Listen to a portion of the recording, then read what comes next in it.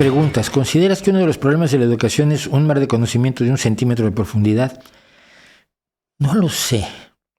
El problema que tenemos clave con la educación es que no estamos formando con objetivo, no estamos formando para algo en concreto. Y esto quizás es el máximo problema.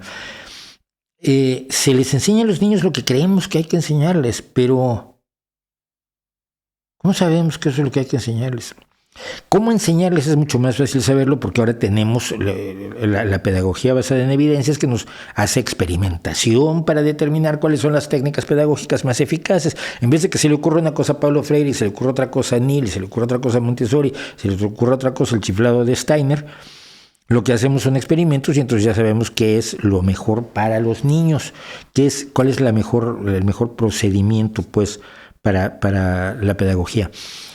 Pero el problema con la educación es que no la puedes reformar de golpe, porque es producto de una evolución extrañísima ella en sí, ¿no? Entonces, todo intento por modificar la educación es un intento por modificarla evolutivamente, con reformas más que con revoluciones, cuando muchos lo que quieren son revoluciones, la suya, por supuesto, porque cada quien tiene su revolución preparada. Entonces, no sé cómo abordar el problema de la educación, pero sí siento que se debe abordar, sobre todo el problema de los profesores. El problema de gente que no tiene un pensamiento crítico y por lo tanto no enseña a manejar la información, no solo a dar la información, sino a manejarla. Y luego tenemos un problema, por lo menos en España, yo lo he visto de manera muy clara, de muchos padres que han decidido que la escuela está para educar a sus hijos, que no es cierto, la escuela forma, pues, informa, pero la educación se da en casa.